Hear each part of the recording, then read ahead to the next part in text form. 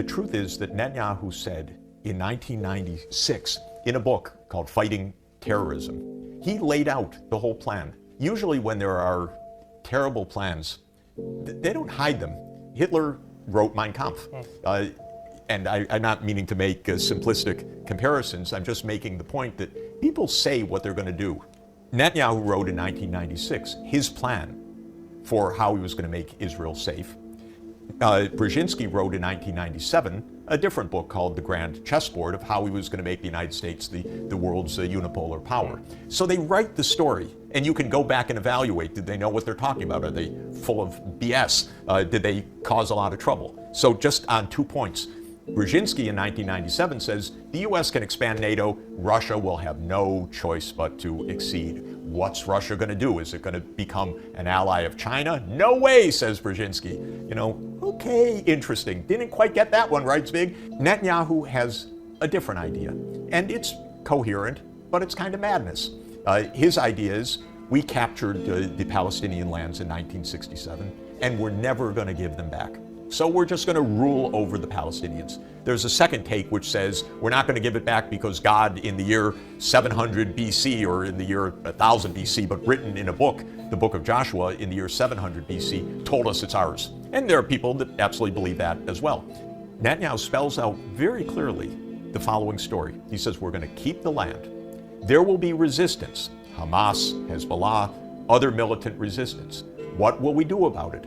You can't really fight the terrorists, he says. You have to fight the states that back the terrorists. And Iran is the central one in his mind. But interestingly for Netanyahu, he lays out one by one. Yes, of course, Iran is the central one in his mind. But so too is Iraq under Saddam. He supported Hamas. So too is Bashar al-Assad in Syria. So too is Somalia. So too is Muammar Gaddafi in Libya. You know, he laid it out, and he at various times listed the countries. And one list that showed up in the Pentagon just after 9/11 was 7 countries: Iran, Iraq, Lebanon, Syria, Somalia, Sudan, and Libya. And you know what the plan was? 7 wars in 5 years. The U.S. using Israel? No. This is Israel using the U.S. as if our military is in their hands, which in effect it is. You take Wolfowitz and you take Feith and you take these neocons and you take Netanyahu. They game planned the whole thing out. Well, I regard Netanyahu as having been our greatest disastrous president of the 21st century because he ran American foreign policy for 20 years and he cost us trillions of dollars. And where is the Middle East today? War in Syria, war in Lebanon, war in Palestine, unrest in Iraq, war in Yemen, chaos in Sudan, chaos in Somalia, chaos in Libya. Great job, Bibi. You did a terrific job. So this is, to my mind, what this is all about. These people have ideas. How many wars has China been in the last 40 years?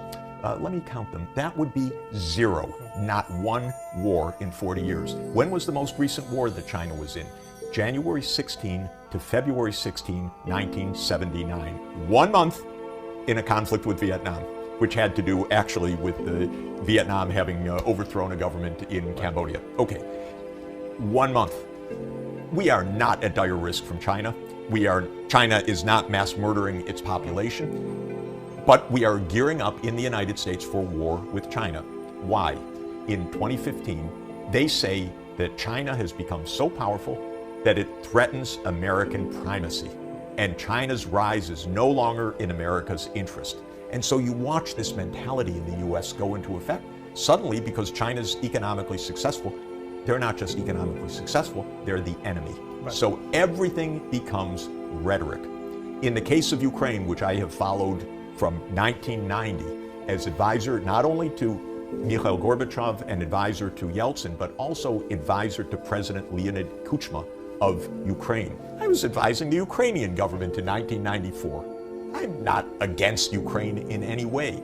I'm against using Ukraine and Ukrainians being slaughtered by the hundreds of thousands because the United States wants to move another piece on the board to have its military bases on the border of Russia. And why, by the way? Because again, there's a whole telltale line of reasoning. Just like the Soviet Union broke up, we can induce Russia to break up along ethnic lines. This is a meme of Washington. These people are out of their minds to be provoking us towards nuclear war this way.